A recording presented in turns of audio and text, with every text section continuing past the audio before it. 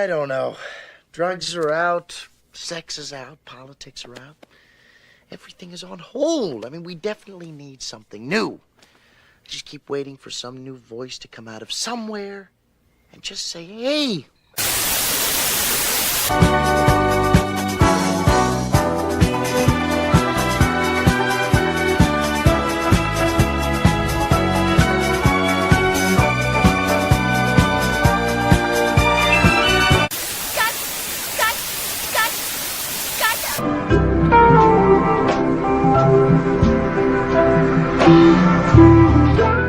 Business. I got my wild cherry Diet Pepsi, and I got my blackjack gum here, and I got that feeling. Yeah, that familiar feeling that something rank is going down out there.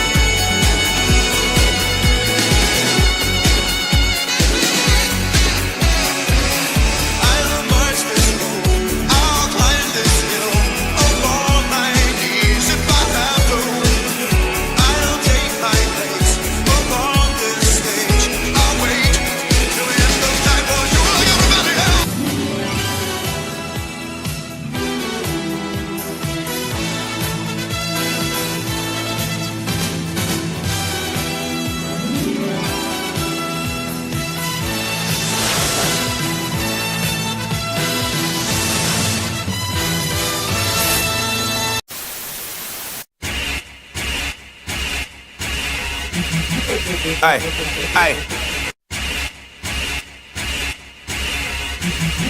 Hey, hey. Hey, hey. I move with the elegance of an African elephant. I presented the evidence, eloquent as a president. Evident it's been ever since I deserve me a championship. But before I banana clip, I'ma chill so my man can rip. Little man against hellion with the heart of an orphan. I got the words of a murderer and I opt for distortion. You take a slice of my portion, I'll take a piece of your profit. I drive an illegal speed to keep an OZ in my pocket. We run the jewels in your town, a quarter pound on my person. I'm known for pounding the stage, I'm talking burning and cursing. Producer gave me a beat, said it's the beat of the year. I said LP didn't do it, so get the fuck out of here. You wanna hang, bring his throat, I got stools in a rope. I'm a slang pope, haranguing a land with a man's flow. A new addition to the art of the old code that's fully retarded and put a part in your bold dome. Hey, we the villains, we attack. And if you can't believe it, it's a Friday once again. I like the relationships. I mean, each character has his own story. I mean, puppy is a bit too much, but you have to overlook things like that in these kind of paintings. But way he's holding her, it's almost filthy. I mean, he's about to kiss her, and she's pulling away. The way his leg is sort of smashed up against her. Look how he's painted the blouse, sort of translucent. You can just make out her breast underneath, and it's, sort of touching him about here. It's really pretty torrid, don't you think? Then, of course, you have the onlookers peeking at them from behind the doorway like they're all shocked. They wish. Yeah, I must admit, when I see a painting like this, I get emotionally erect.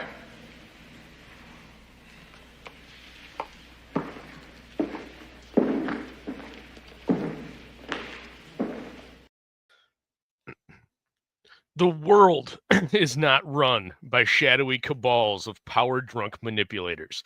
That's much too romantic and simple to be our reality. The world is in fact run by marketing departments, men and women with taste buds so burned out by malice that they can only taste the tang of the brand name on that which they can put up for sale. But what happens when the brand name doesn't sell anymore? The trick, then, is to stop slinging the story and start pushing the storyteller, a new, fresh brand for exploitation. The plot could be an apocalyptic pickleball match between gods, devils, and all manner of mortals in between, or it could be a fever dream of a lone man sitting in a diner with a notebook. These people don't care. What matters to them, and based on sales figures to the majority of those consuming their products, is that the name on the cover fits in the slot in your brain reserved for celebrity, notoriety, or background noise. We've traded the magic of the narrative for the narcotic of recognition, and now books come with a built-in endorsement deal. Buy this because you know them. And maybe that's the last conspiracy worth fearing. The one where Tale itself is just a window dressing for the brand wearing it today. Welcome to the gutter. Everyone ends up here eventually. It is only a matter of time. I am your host, Aldous. This is my co-host, JP. JP, how are we doing today? Oh, like our new mascot Rhonda. I'm ready for adventure. Let's gamble. Let's gamble. Well, you've got Eudaimonia Book 3, Goodbye, up on the IndieGoGo. And just a reminder to everybody, this is Michael Bancroft praising your writing ability. He says, I just read Eudaimonia in preparation for tonight's launch of his third installment. Without a hint of pretense, JP may turn out to be the greatest writer working in the indies today. Sorry, I just got lost by I'm a Chainsmoker. Bancroft had my attention until Citizen Ronan stole it away. Then you also have Noirlum Listen. It's up on barnesandnoble.com. You also have a Fund My Comic campaign up for some signed editions. And then as well, if you are not in the Continental 48, you have links on the Fund My Comic campaign for all of the different locations you can get a copy of Noirlum 2 Listen so that you don't have to pay an exorbitant amount of shipping. That is correct? Yep, if you don't see your country on there, let me know, and I will find one. It is available everywhere, including Mississippi. Including Mississippi. That's shocking, given their literacy rates. Yeah. Also, just as a friendly reminder, friends of the show, Jason Bascom and Ink Spots, as well as Frog G himself, have Frog G the Cerebrus key up on IndieGoGo. They're currently rocking about 37 backers, just over $2,500. If you have not checked that out, make sure you do. There's nothing on the market like Jason Bascom and Ink Spots work. It is something truly, truly special, and go check it out. Highly recommend it. But with that being said, should we turn to the chat and see who we've got joining us this evening? Yes. We got Hostman's Lounge was the first. He says, I like the image used for this stream thumbnail, but then I saw who wrote this comic. Well, I have some shocking news for you on that, and we're going to get to that here shortly. And then Citizen Ronan says, nobody expects to end up here. 1 minute you're dreaming of a 2-car garage and a white picket fence. The next you're lying in a pool of your own filth, clinging to a bottle of shame and misery. And I'd like to just compliment Citizen Ronan, because when I read that, I pictured William Holden floating face down in a pool. We got Snugs saying, what's up, chat? Good to see you, Snugs. Citizen Ronan says, let's gamble. There we go. Henry Bemis says, nothing says 80s like oily, shirtless men delivering a blistering sax solo. Indeed. Citizen Ronan corrects him by saying it's a sexy sax solo. Student of God. Hail, chat. Get the goat blood ready. I got Jay-Z waiting in the back. Kayla has joined us. What's up, chat? Good to see you, Kayla. This episode will probably make Kayla's head bleed. Citizen Ronan says, this is like AIDS in my ears. Well, you have JP to thank for the audio intro there this evening. Hojo has joined us. Fucking Hojo's in the chat. Good to see you. And we have K-Pop Junkie. Great to see K-Pop Junkie in the chat. Scrolling down, what else we got going on? Kayla says, but this because you know them and they have no business in comics, just fucking money to buy talent. Yes, indeed. We'll get to that. And Citizen says, I'm a chain smoker. We need to send Kayla the invite. I'd be happy to if Kayla would like it. Just let me know in the chat, Kayla. I'd be happy to send you the link if you'd like to join the discussion tonight. And Snug says he's just chugging on the banana pudding IPA. There you go. Ugh. And thank you, Henry Bemis, for dropping the link for Frog G. Appreciate that. But yeah, so tonight we are talking about AWA and Charlamagne Tha God's ILLuminati series. There's 2 books that are currently out. The first was released in July of this year. The second was released in August this month, recently. So we're going to be taking a look at just the first 2 issues of this planned 5-issue series. But before we get into the actual credits of the book, do you want to give us a little background here, JP, on this guy? Because I know nothing about him. This is Charlamagne Tha God. Yeah, so Charlamagne Tha God, I believe, is a host of a nationally syndicated hip-hop radio show called The Breakfast Club. It's been around for many, many years. To give a bit of color to his story. So in the world of hip-hop, you know how like everybody in hip-hop talks like they're actually a gangster, and some of them are and some of them aren't. So Charlamagne Tha God, what makes him really funny is that he is both incredibly stupid. He is into like the kind of that Afrofuturism strain of like, I guess you would call it like Afro supremacy. But also when he runs his mouth talking about like rappers who actually have like gang ties and have done some actual shit, it's really funny to watch them dunk on him and watch him fold like a cheap card table when they talk shit to his face. Gotcha. And Kayla adds a couple of notes. Wendy Williams made him famous. And then in the world of hip hop, he's a drama setter and acts like a bitch. Yeah. Student of God adds in that he is a complete moron and he knows nothing about politics. Yeah, he talks a lot about politics. Meanwhile, too. Hojo's confused. He's not sure why Emilio Estevez is involved. I don't know where that came from, but okay. Oh, and here's where it gets interesting, because the book itself, Charlamagne Tha God presents ILLuminati. And I want to give a little bit of background here before we get into this. So I was stopping at a couple of stores for a segment on the show, for actually last Wednesday's show, because there was a news article that hit Bleeding Cool that said that Superman comic sales were up following James Gunn's Superman movie. So I stopped at 3 or 4 stores and we're talking to the owners, and they did have all seen an uptick in sales on some Superman books. And while I was there, I heard a couple people praising this, which is weird because like you just don't overhear people praising a book like I was hearing this one praised. Knowing nothing about Charlamagne Tha God, I looked into it a little bit and talked to JP, and I'm like, I think this might be a good one. I didn't anticipate it to be good, and I was actually kind of dreading reading it based off of a light Google search on Charlamagne Tha God. And then I opened my issues, and I see the credits page, and it's Charlamagne Tha God presents ILLuminati. This was written by Brian Edward Hill, penciled by Dennis Cowan, inked by Bill Sakanovich, colored by Marco Lescord, lettered by AndWorld Design, and cover by Karen Grant. So I was a little shocked. I'm like, well, so what did Charlamagne Tha God do on this? And apparently he is the producer and the presenter only. The story is loosely his, but he doesn't actually have story credit. So basically they're just using his name to push this. Yeah, I mean, what do you think? And if you go back to last fall, there was a Kickstarter that ran by AWA, the studio that's publishing this. And it was run, like I said, last fall for 871 backers, pledged a total of $34,508 for it. And for a little bit of insight as to who AWA is the Artists, Writers, and Artisans. It's AWA Studio. That's what the AWA stands for.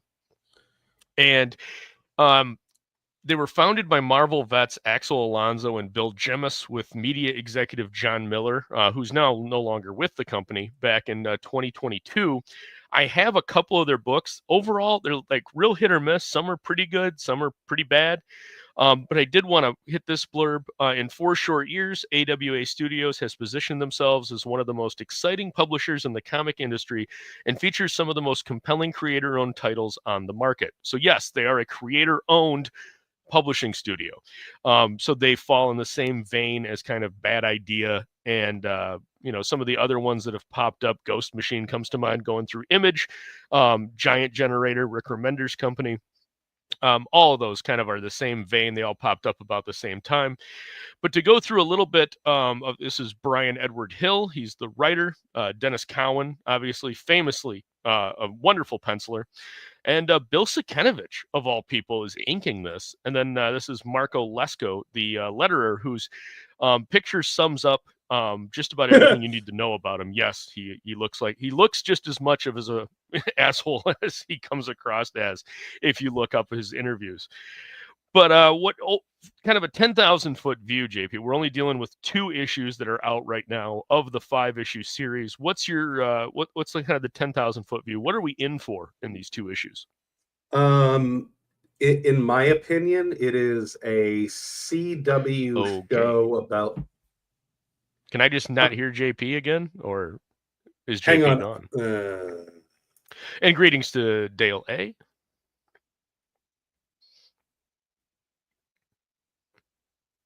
Okay. JP has left the building, ladies and gentlemen. So we're going to dive right into the book itself. And now JP is back. Are you back? Can you hear me? Okay. Still can't hear you, man. Off to an amazing start here.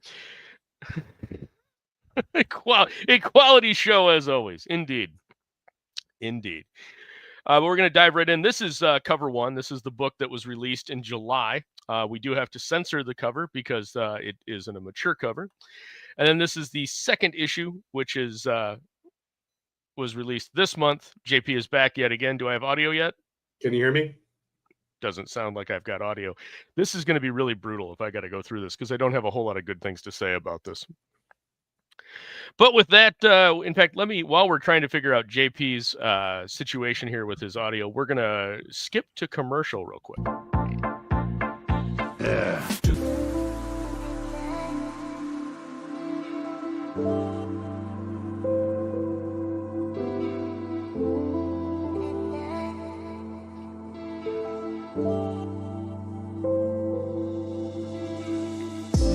Try some new Minute Maid orange tangerine. It's got calcium. Then I'm not drinking it. Oh, no, it's sweet. You'll like it.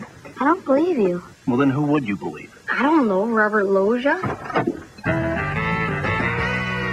Whoa, Robert Loggia. Billy, your mother's right. New Minute Maid orange tangerine tastes great. It's got as much calcium as milk. If you say so, Mr. Loggia. Yeah. This is great. Enjoy your breakfast. New Minute Maid orange tangerine with calcium. Yeah. Yeah. You back now, JP? Can you hear me? I got you now. There we go. Okay. And while we were at commercial break, we had Lord Ravener join us. Great to see Lord Ravener in the chat. Always a pleasure. But yeah, so tell us a little bit 10,000 foot view on this Charlamagne Tha God Presents book.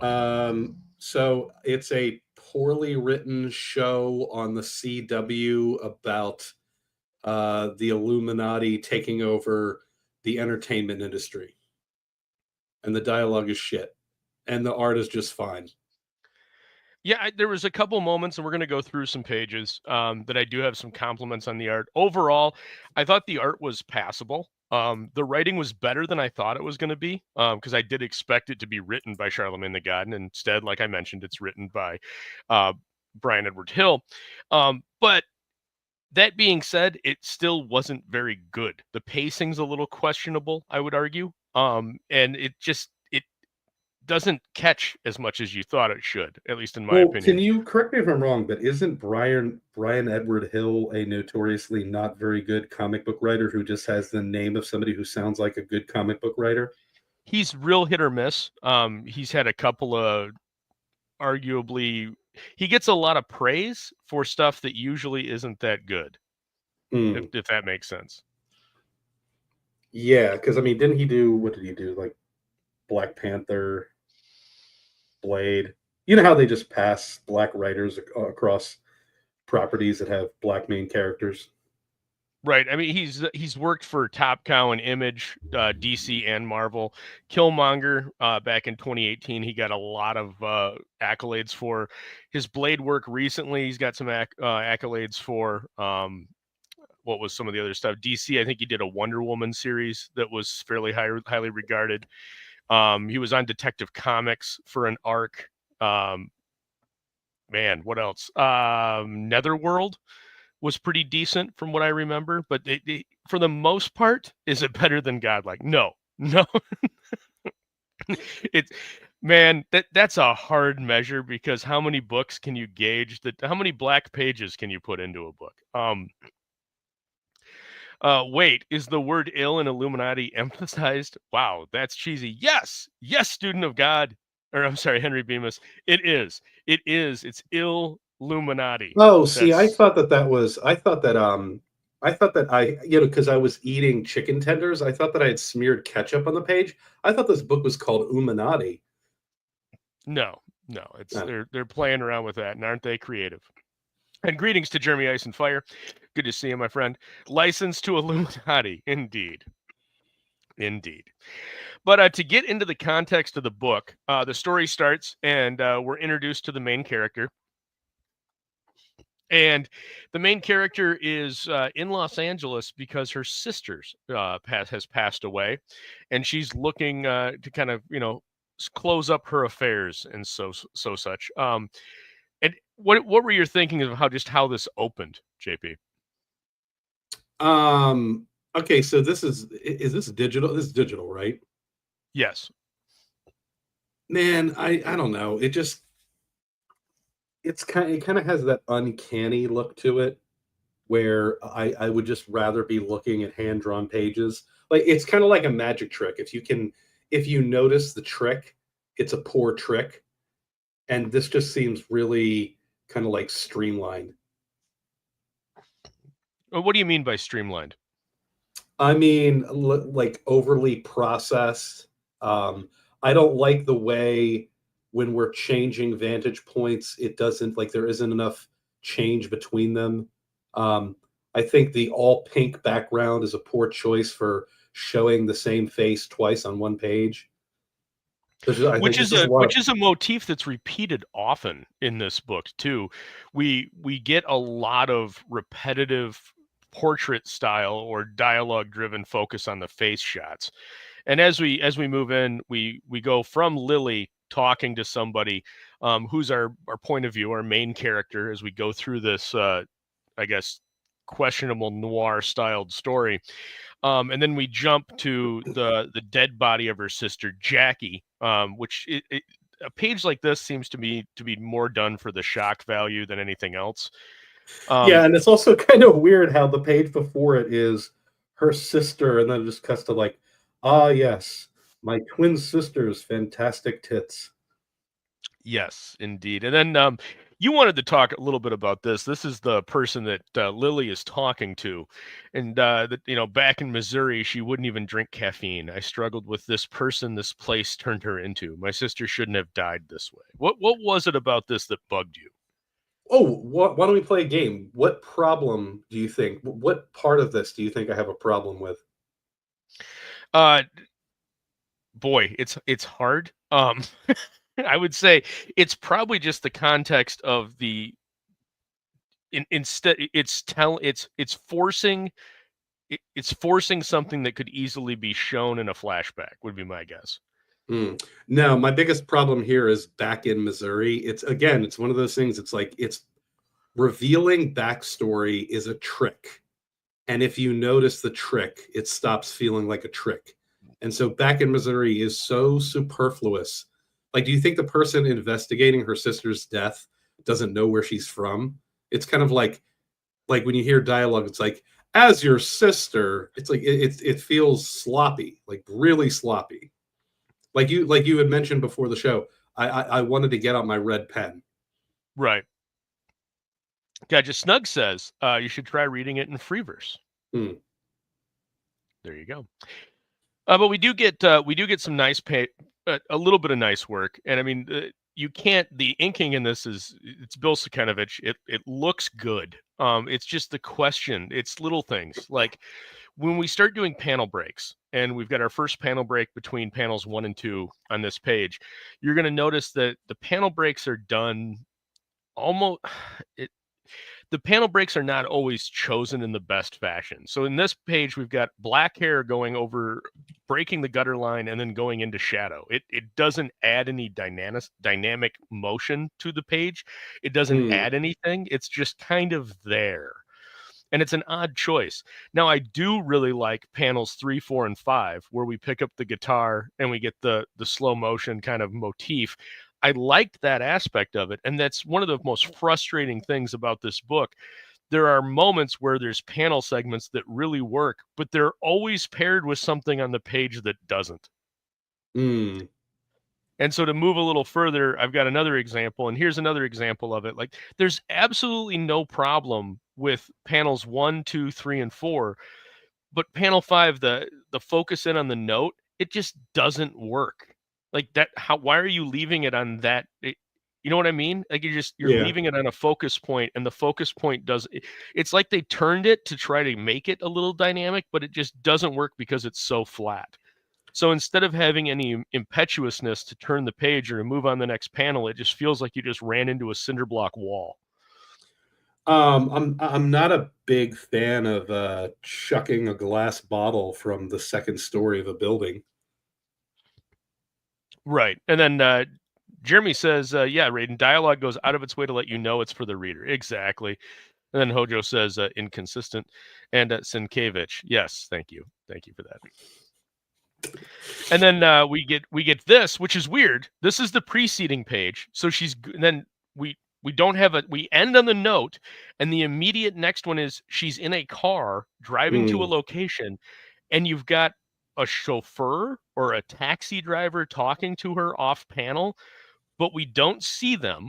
We have no idea who it is. There's no frame of reference, and there's no indication that she ever got into a car. We're just now at a different location, which seems like a weird jump when you're spending the kind of time to show like the guitar moment. Yeah, you would think with these stacked panels, they should be better at relaying information than they are. Right, we're spending the time to show the nuance of her grabbing the guitar, and it's a moment, and that's done really well and executed at a nice level. But then we go from this page to this page, and so the transition is broken. We're changing locations, but we have no setup other than a very nice empty street, but we don't have context. And then we jump to interior of the car. There's dialogue with somebody that we haven't been introduced to yet.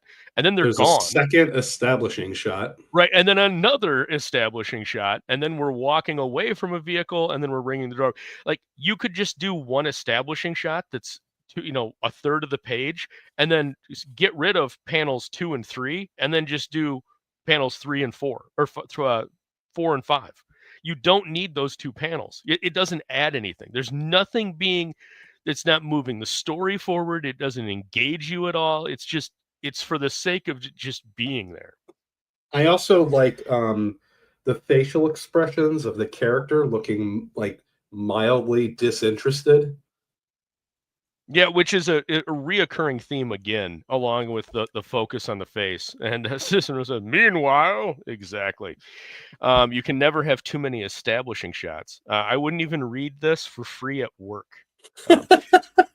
Then she gets arrested for giving an old man a concussion with a carelessly thrown bottle. The end. Exactly. But then we move to this, and we get yet another establishing shot. So within the context of 2 pages, we have now had establishing shot of the street, establishing shot of the house, and now we're going to give you yet another establishing shot. Yeah, I mean, you could argue that the house is so far the main character. You could. I really like and this is the frustrating part of this book. That panel 2 is beautiful. It's an absolutely gorgeous page. Inked, pencils, colors, everything works. It just doesn't work in the context of where it's placed. Like, why are we showing the house yet again? And then we jump further into the story, and she has dialogue with this person. And again, we go back to the reoccurring theme of we're going to do a lot of really focused in on the face. And we get an interesting page layout. We're playing with perspective a little bit, but it's still mostly camera perspective is just staying in one spot, and we're just zooming in and zooming out. And then this was the second point where you had some issues with some of the dialogue, which this is weird. You're weird. I'm leaving. Yeah, I mean, you read it. I don't really think I need to add any more color to it. That is just awful. Yes, I fully agree with you on that. And it's at this point that as I'm reading it, I'm confused. Where are they going with this? We're not really building the mystery at all. And we're already more than halfway through the first issue. We haven't really gotten much exposition outside of the limited dialogue that the main character has had with like 3 people that they're throwaways, right? So it's just, again, like Jeremy said, it's dialogue that's there for the reader only. You're not gaining anything forward on story momentum. And then we get further in, she makes contact with another gentleman. And I liked this again. And this is the frustrating part. I hate panel 1 because panel 1 doesn't give me anything, but at least panels 2, 3, 4, and 5 are engaging. They're doing something different that they haven't done up to this point that keeps it moving and it's flowing. But the problem is the dialogue is fucking awful. Yeah. That's my commentary on it. Yes. And then we continue that because now we're going to a 9-panel grid, and we get a more of a composite shot where we're doing flashbacks as he explains the process of how they get you in. They being this nefarious group that runs everything. And if I could just cite some of the dialogue here, they'll tell you how talented you are, how beautiful.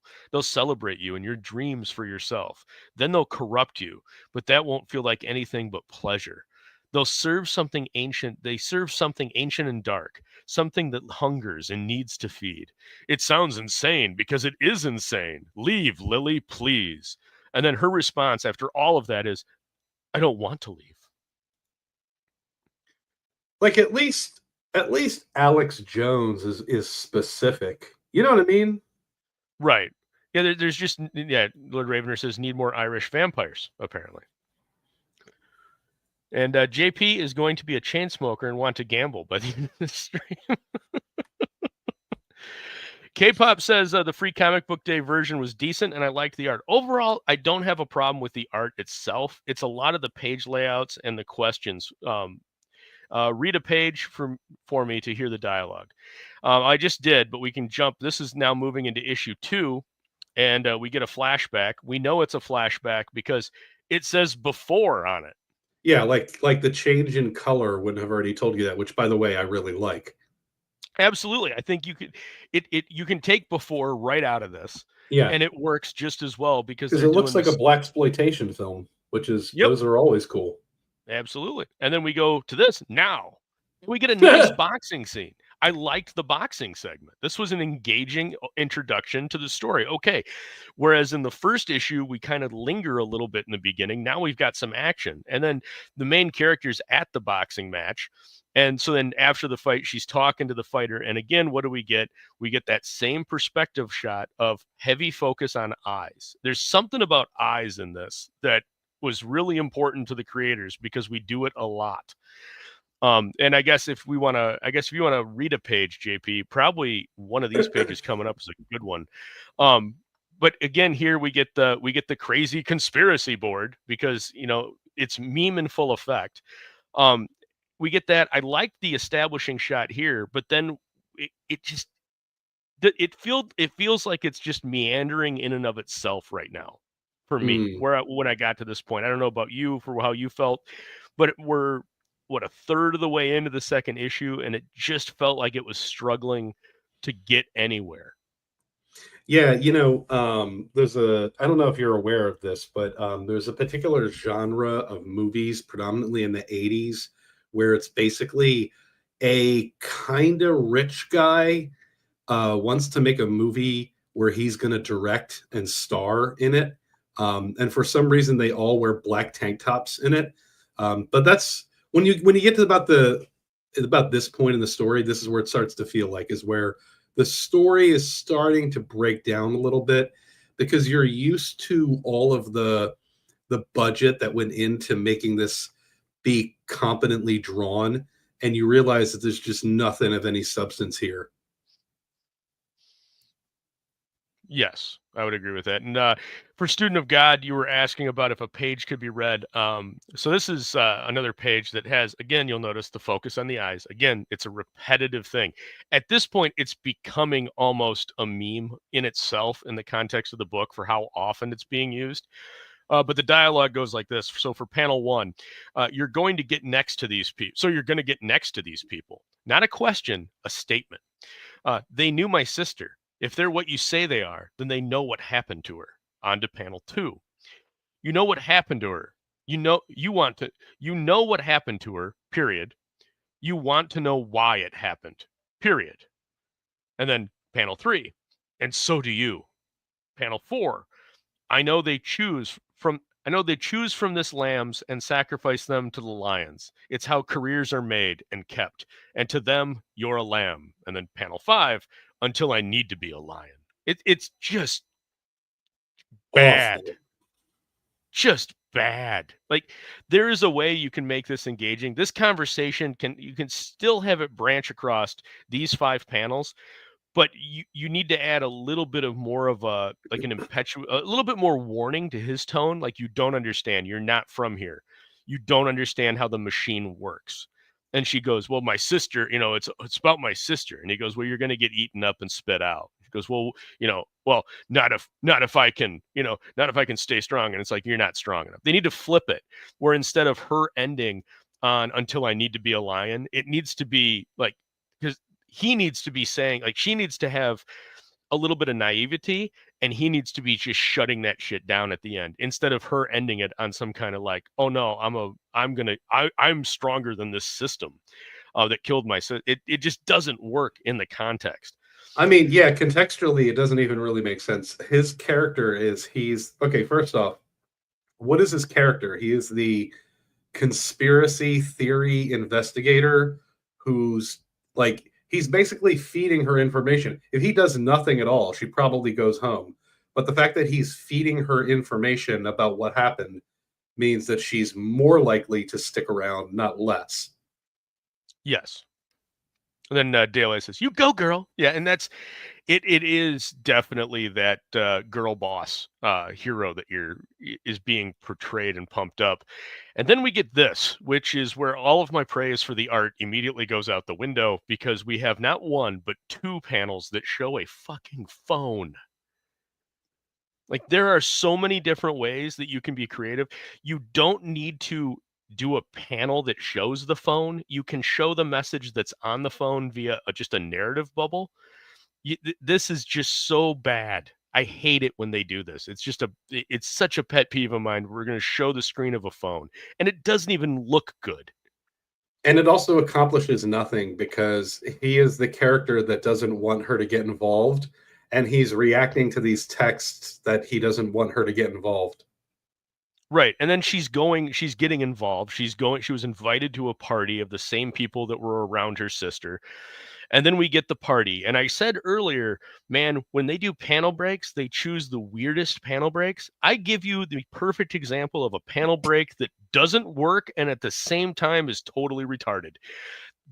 Taking the second story of that building that's gray and projecting it over onto a roadway or a highway that's also gray does nothing and makes it confusing. It's just bad. I don't understand. There's no reason to do it. It doesn't add to the eyeline draw. It doesn't add anything to these 4 stacks. It's just there.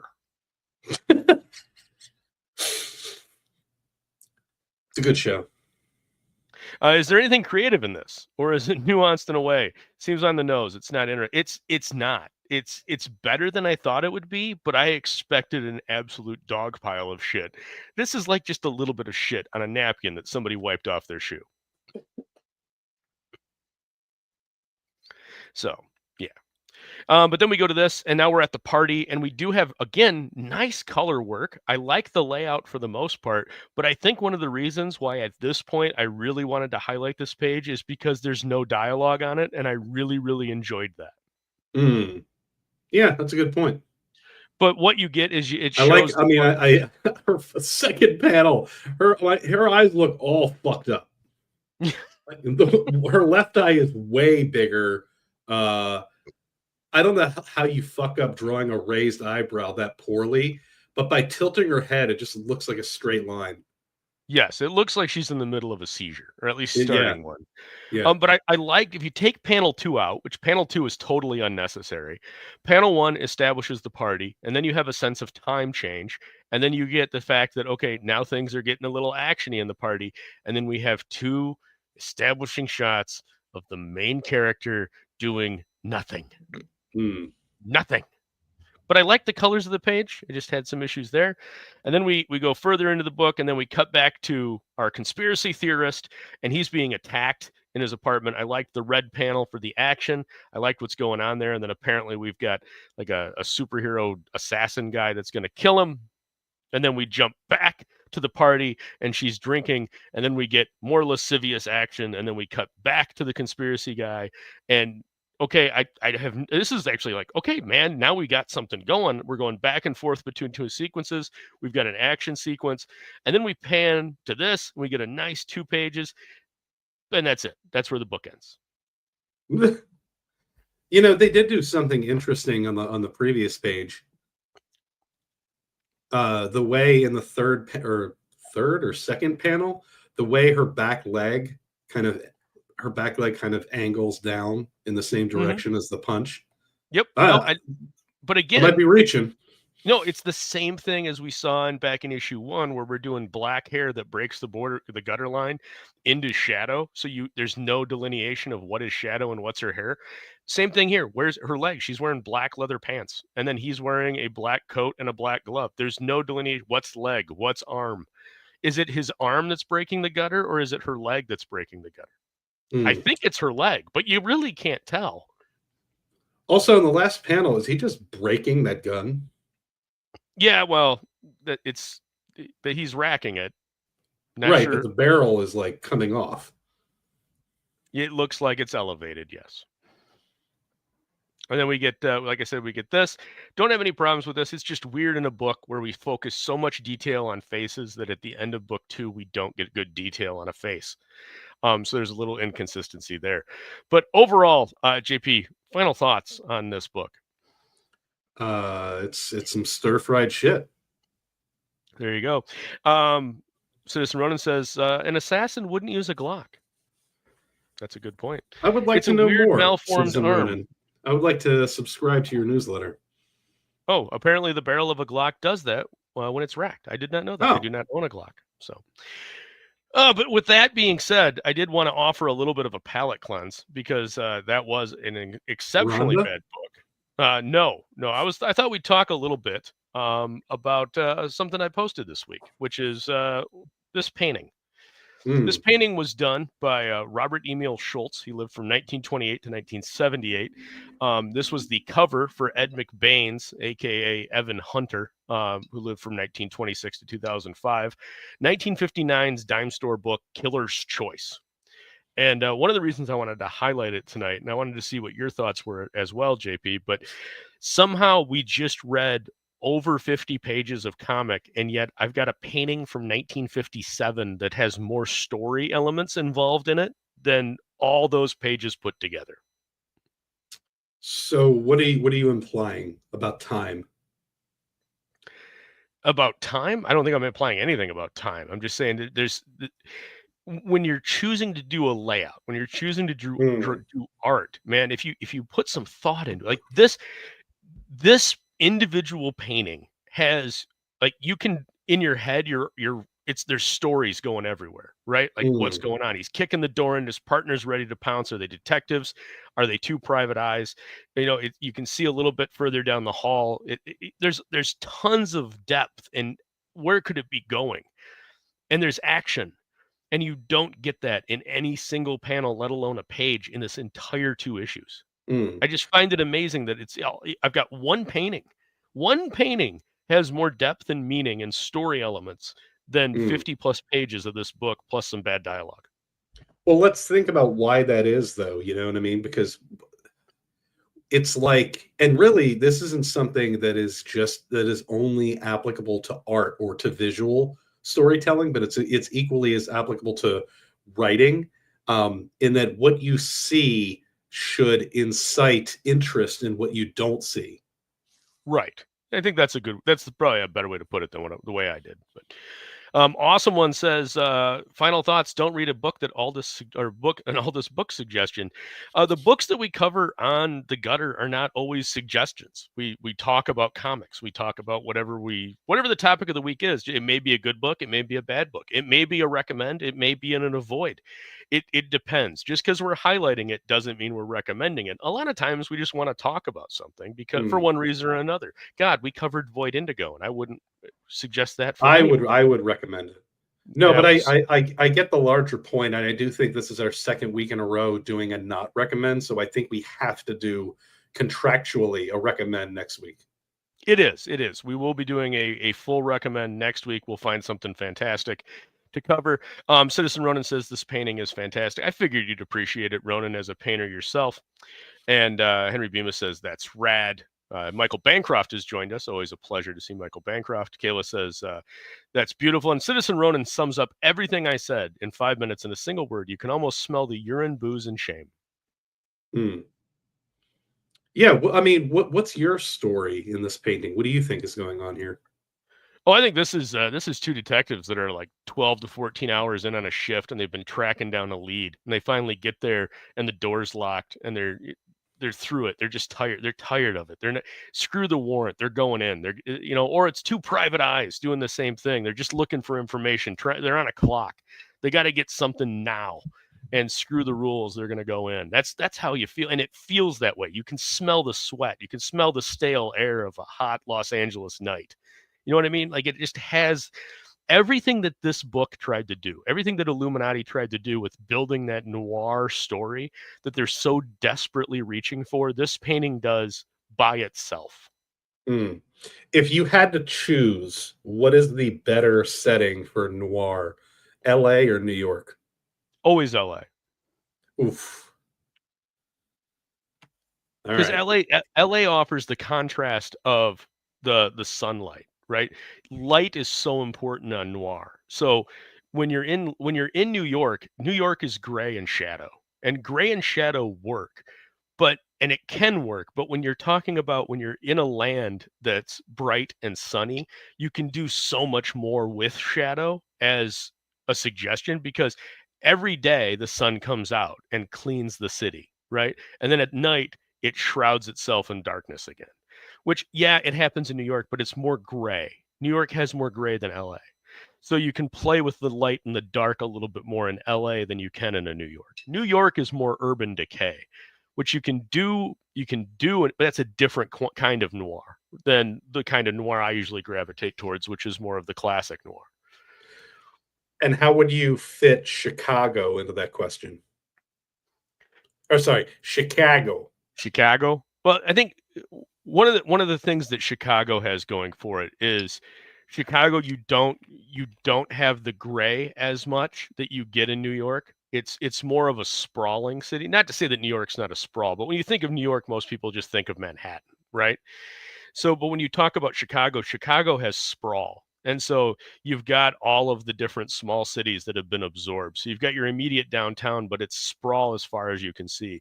And in that way, it's similar to LA because you have the expanse, at least the perception. Again, this is just my opinion, but you have the perception of sprawl.